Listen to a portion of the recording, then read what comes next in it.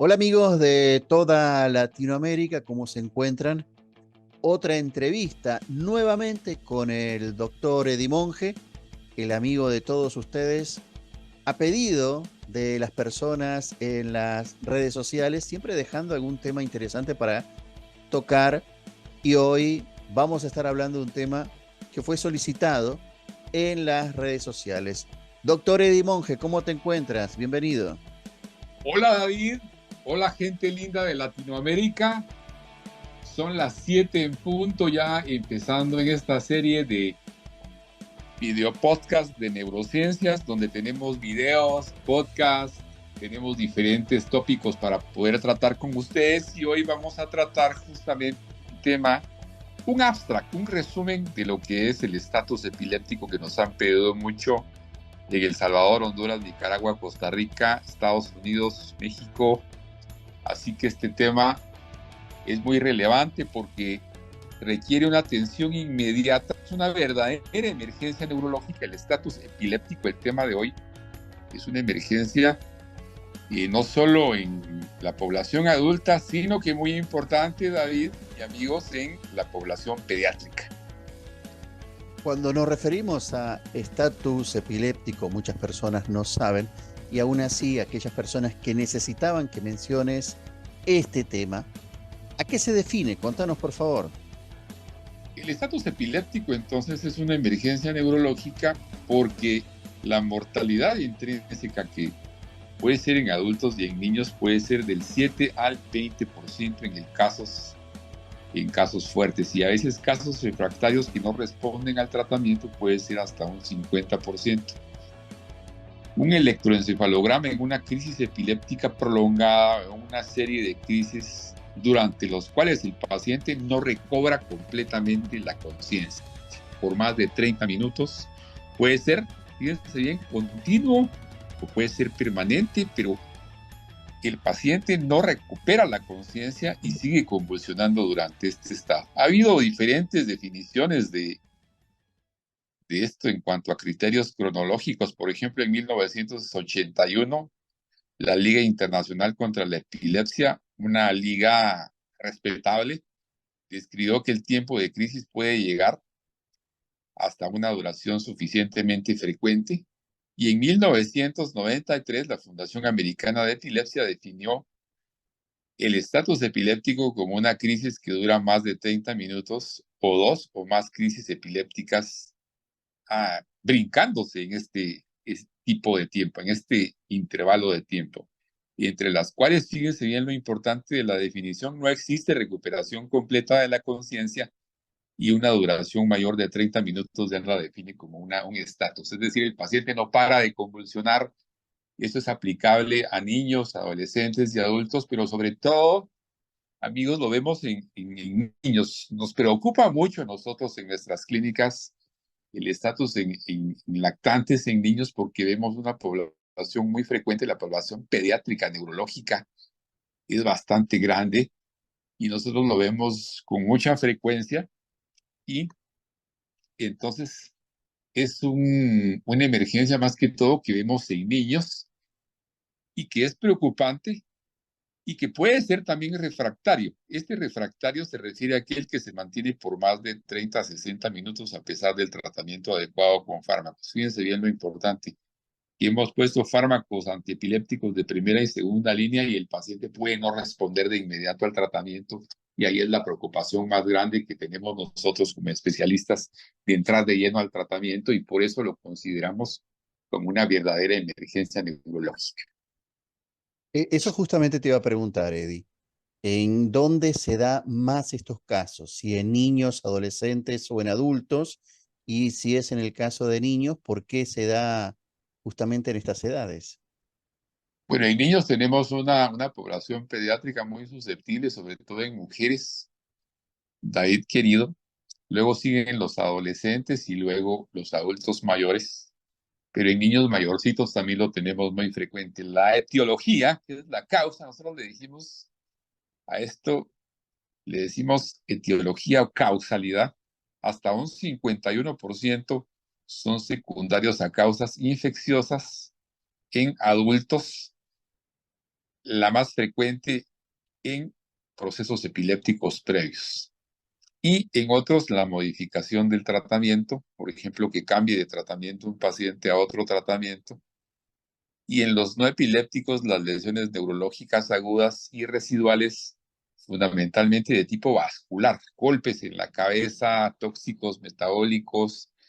No podemos encontrar una causa precipitante en un 10 al 30% de los pacientes que han tenido, sobre todo, eh, pacientes epilépticos previos, pero se cree que y de estatus se puede clasificar los estatus en parcial o estatus generalizados, y existen varios tipos que pueden dividirse en otros 4 subtipos: parciales convulsivos, generalizados convulsivos, parciales generalizados.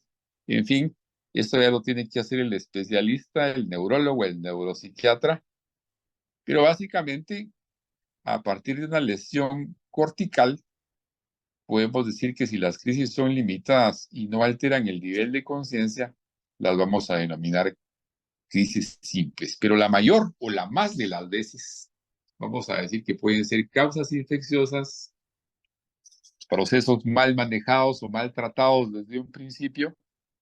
Hay pacientes que son maltratados desde un inicio, llegan con uno, han pasado ya con varios especialistas, queridos amigos, y cuando a uno se lo llevan, le dicen a uno: mire, doctor, hemos ido con diversos especialistas y nada, y un fármaco, 2 fármacos y no hay mejoría. Entonces, ¿qué está pasando?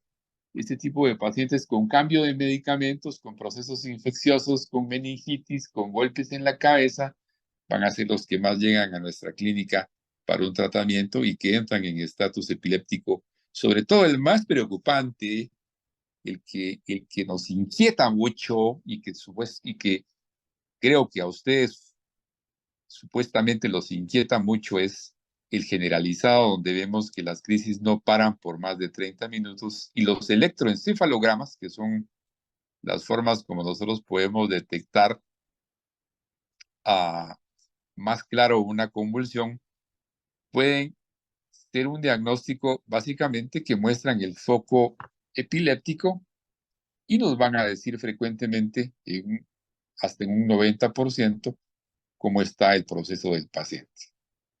Justamente ahí mencionabas acerca de tu clínica, las clínicas San Marí New Comeran Medical Center en Guatemala, en el cual vos contás con un equipo multidisciplinar que abarcan desde varias profesiones para poder abordar este tipo de temas. La pregunta es muy sencilla: ¿cómo trabajan en la clínica tratando estos casos, Eddie? Contanos. Sí, mira, lo más importante es hacer el diagnóstico. Yo creo que aquí va a ser fundamental el que establezcamos el diagnóstico, y nosotros nos vamos mucho primero a la clínica, a la anamnesis, a establecer el diagnóstico. Y el diagnóstico, obviamente, del estatus epiléptico se basa en la presentación clínica, en la que ya te mencioné, lo que ya te dije, en adultos o niños mayores de 5 años, cualquier actividad epiléptica, fíjense bien, de más de 5 minutos de duración, ahí la vamos a considerar que el paciente está en estatus, que ha entrado en un estado epiléptico. Y esto básicamente va a caracterizar el estatus, la duración, que puede ser entre 5, 30 minutos y, como les mencioné, hasta 60, y 2 o más. Ahí ya nos preocupa, ya nos inquieta, y ya entramos a decir: bueno, a este paciente hay que hacerle estudios, no se pueden obviar. Hay gente que me dice: doctor, éntrele directamente al tratamiento, ok, pero recuérdense que tenemos tanta tecnología, David, tenemos tanta tecnología, y no podemos, obviamente, decir: bueno, esto no lo vamos a usar.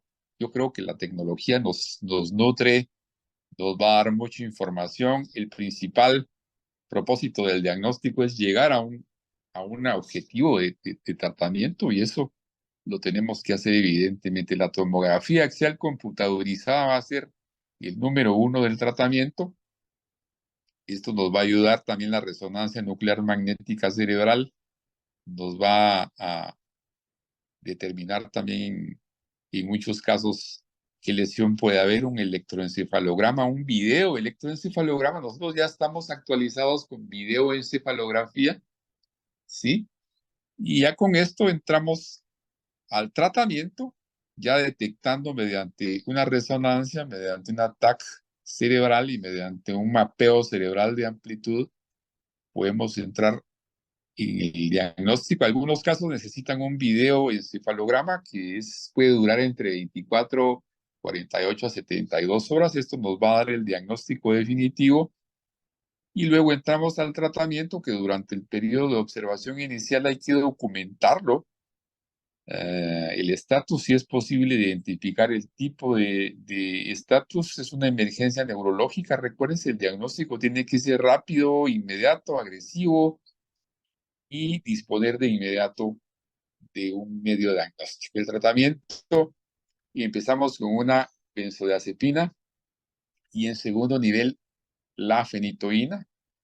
Está bien protocolizado esto, que cuando estos fármacos se combinan y son de primera línea, no fallan y pueden controlar el estatus de inmediato. Ahora bien, el control no obedece de inmediato, queridos amigos. Mucha gente me dice, doctor, queremos que sea rápido el control, pero esto no sucede así como quisiéramos, así como una varita mágica, como tipo Harry Potter, no sucede así, queridos amigos. Quisiéramos nosotros tener esa varita mágica y poder controlar un estatus de esa manera, pero no es así.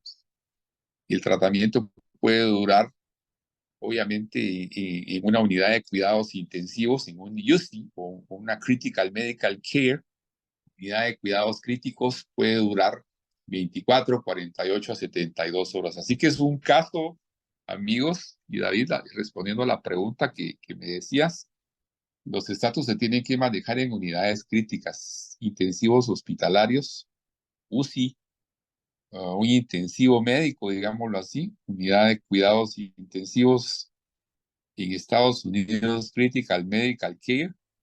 Son casos que necesitan un intensivista, un neurólogo, un especialista en pediatría, en muchos casos cuando son niños, y necesitan también la asistencia de neurofisiólogos, de psiquiatras en muchos casos, es decir, va a haber un equipo multidisciplinar que va a abarcar todas. Entonces aquí estamos hablando ya de un soporte hospitalario y nosotros tenemos ese soporte hospitalario, lo hemos cumplido, lo hemos hecho con nuestro equipo multidisciplinar y el medio diagnóstico, los métodos diagnósticos como el tratamiento lo tenemos. Pronóstico bueno, el paciente mejora en las primeras 24 horas, algunos casos son refractarios que no responden al tratamiento, ahí tenemos que agregar otro fármaco y en algunos casos hemos tenido que hacer tratamientos, obviamente, ya un poquito más avanzados, donde agregamos activadores neuronales, oxígeno, para poder ayudar al cerebro a que mejore la función completamente oxigenativa y parar las crisis de inmediato, que es lo que se pretende con este tratamiento. Impecable, Eddie, entonces, tu exposición acerca de este tema tan solicitado en tus redes sociales. Sabemos que vos podés responderle a las personas los temas que solicitan en las redes sociales, pero por favor, ¿cómo hace la gente para contactarse contigo y con la clínica, Eddie querido? Contanos. Claro que sí, aquí están apareciendo mis correos electrónicos, mis redes sociales, las redes de las clínicas San Marino Covenant Medical Center internacionales en zona 10 y zona 14, nuestra clínica nacional, clínicas y Hospital Retiro de María en zona 2 Centro Histórico. También les recomiendo hacer clic en nuestra página, seguirnos, compartan esto. David, si algo es muy importante, es que la gente linda que nos vea ha compartido mucho los videos y los podcasts. Así es. Que ha gustado mucho en Latinoamérica, les recomiendo que lo sigan haciendo. Share, compartir, darle clic a la campanita para suscribirse. Muy bien, un nuevo tema entonces para tu videoteca, Estatus Epiléptico, así que muchísimas gracias, Eddie. Hasta otro encuentro. Hasta Buenos Aires, un saludo, David, y a todos ustedes, queridos amigos, un abrazo cálido y enorme donde estén, aquí en Guatemala y en Latinoamérica.